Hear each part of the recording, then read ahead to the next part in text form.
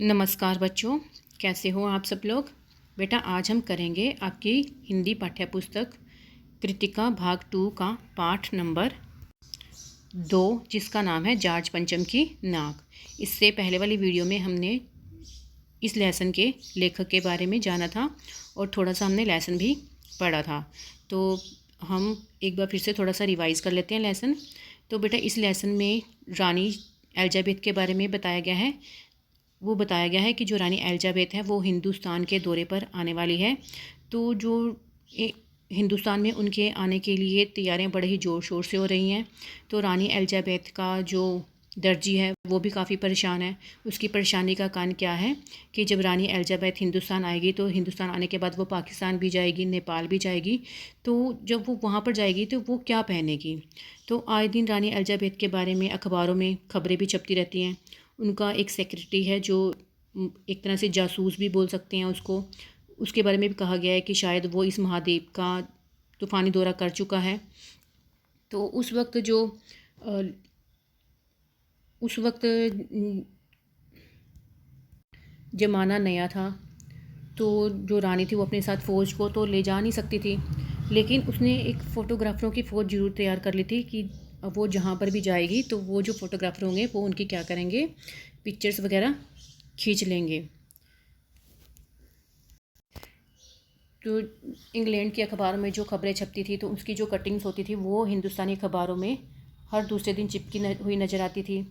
तो रानी के सूट के बारे में भी एक बार लिखा गया कि जो रानी ने जो सूट बनवाया है वो नीले रंग का है और उसका जो कपड़ा है वो रेशमी है और उस पर जो खर्चा आया है वो कितना आया है, 400 पाउंड का। तो बेटा यहाँ तक हमारा हो गया था। तो अब हम आगे करेंगे।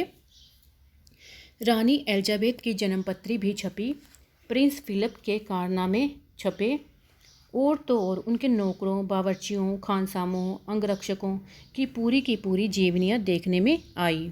शाही महल में रहने और पलने वाले कुत्तों तक की तस्वीरें अखबारों में छप गई।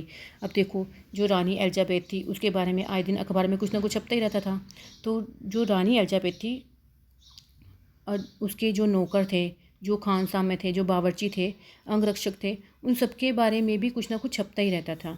यहाँ तक कि उसके महल में जो रहने वाले कुत्ते हैं उनकी तस्वीरें भी आए दिन क्या थी, वो छपती रहती थी अखबारों में। बड़ी धूम थी, बड़ा शोर शराबा था, शंख इंग्लैंड में बज रहा था, गूंज हिंदुस्तान में आ रही थी। अब देखो उनके आने की तैयारी इतनी शोरों से हो रही थी। तो चारों तरफ क्या था, एक तरह से शोर शराबा हो रहा था। जो इंग्लैंड में तो मतलब उनके आने की जो खबरें थी वो तो छप ही रही थी, लेकिन कहते हैं ना कि मतलब इंग्लैंड में शंख बज रहा था लेकिन उसकी जो गूंज थी वो हिंदुस्तान तक सुनाई दे रही थी। इन खबरों से हिंदुस्तान में सनसनी फैल रही थी। राजधानी में तहलका मचा हुआ था। जो रानी 5,000 रुपये का रेशमी सूट पहनकर पालम के हवाई अड्डे पर उतरेगी उसके लिए कुछ तो होना ही चाहिए। कुछ क्या, बहुत कुछ होना चाहिए। जिसके बावर्ची पहले महायुद्ध में जान हथेली पर लेकर लड़ चुके हैं, उसकी शान शौकत के क्या कहने। और वही रानी दिल्ली आ रही है। नई दिल्ली ने अपनी तरफ देखा और बेसाख्ता मुंह से निकल गया, वह आए हमारे घर, खुदा की रहमत। कभी हम उनको, कभी अपने घर को देखते हैं। और देखते देखते नई दिल्ली का कायापलट होने लगा। देखो, अब रानी जब हिंदुस्तान आ रही थी तो उसकी जो खबर थी पूरे हिंदुस्तान में फैली हुई थी और लोग सोच रहे थे कि जो रानी है जिन्होंने 5,000 रुपये का रेशमी सूट पहना हुआ है, जब वो हवाई अड्डे पर उतरेगी तो उसके लिए कुछ तो होना ही चाहिए ना। क्योंकि उनके बारे में कहा जाता था कि उनके जो बावर्ची हैं, यानी जो रानी के बावर्ची हैं, वो भी महायुद्ध में, मतलब जो महायुद्ध में क्या है, एक तरह से अपनी जान हथेली पर रखकर उनके लिए लड़े थे, यानी युद्ध में उनका साथ दिया था।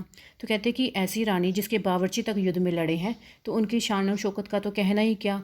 तो कहते कि जो रानी है वो दिल्ली आ रही थी, तो एक तरह से जो दिल्ली है उसने अपनी तरफ देखा, कहने का मतलब लोगों ने ही अपनी तरफ देखा और उनके मुंह से स्वाभाविक ये निकल गया कि वो आए हमारे घर पर, ये खुदा की रहमत है। कहते कि कभी हम अपने को देखते हैं और कभी हम अपने घर को देखते हैं। यानी कहने का क्या मतलब है कि जो रानी आ रही है कभी हम उनको देखते हैं तो कभी हम अपने घर को देखते हैं।